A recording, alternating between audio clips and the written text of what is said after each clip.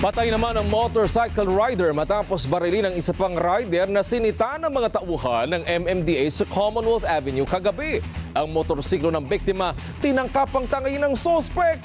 Detalye hatid ni Mar Gabriel. Sa may Wilcon, lagpas ng Carmen, nagawa ng motor, binaril. Dead on the spot ang motorcycle rider na ito matapos barilin sa kahabaan ng Commonwealth Avenue pasado alas 6 kagabi. Ang motorsiklo ng biktima, sinakyan at tinangay pa umano ng sospek, pero iniwan din sa di kalayuan matapos itong kusang huminto. Akala ko nung una, nasagasahan yung pala, binaril pala kasi nagawan daw ng motor. Sa report ng Quezon City Police District, nakilala ang biktima na si Wilmer Zara, 31 taong gulang na taga Montalban, Rizal. Kwento ng asawa ng biktima, bago ang insidente, huminto sila sa kanto ng Sullivan para kumain at bumili ng pasalubong para sa dalawa nilang anak. Dito na raw nila nakita ang isang motorcycle rider na sinita at hinarang ng mga tauhan ng MMDA. Kinapitan ng isang MMDA doon sa likod na part ng motor para pigilan, pero nakatakas pa rin po siya. Ngayon, nung nakita ng asawa ko na nakatakas po yung single motor, nag-decide po siya na sundan. Sinubukan pa raw niyang pigilan ang kanyang asawa, pero desidido daw ito na tulungan ng mga taga-MMDA. Ugali po kasi ng mister ko talaga, kung may nakitang naagrabyado, kahit ano po talagang mangyari, talagang hanggat kaya tutulong at tutulong. Pero yun nga po, pinigilan ko naman kaso ayaw po talaga magpapigil eh.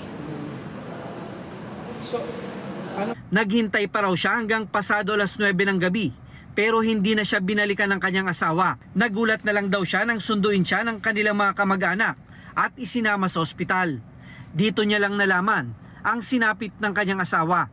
Sobrang hirap, lalo na sa mga anak namin. Na tuwing uuwi kami, hahanapin yung tatay nila. Nasaan na si daddy? Na hindi ko alam kung anong isasagot ko sa mga anak ko. Nagsasagawa na ng backtracking investigation ng mga pulis upang matunton at makilala ang sospek. Sinusuyod din nila ang mga kuha ng CCTV sa lugar at ang mga witness na posibleng nakakita sa insidente. Nasita namin yon kasi naka-sleeper po. Then, pagkatapos nun, yung sinita na siya ng kasama ko, yung papagilirin sana siya, bigla siyang naghanap ng daan at tumaro. 2 bata yung kinuhanan mo ng tatay. Ang pakababata pa nung anak ko. Hindi ko alam kung paano sila kakausapin. Hindi ko alam kung may konsensya ka pa. Pero sana sigin ka ng konsensya mo. Tiniyak naman ng direktor ng QCPD na si Colonel Melesio Buslig na pinatututukan niya ang insidente upang agad na maresolba at mapanagot sa batas ang sospek. Mar Gabriel, para sa Mata ng Agila. Matatag, matapang, matapat.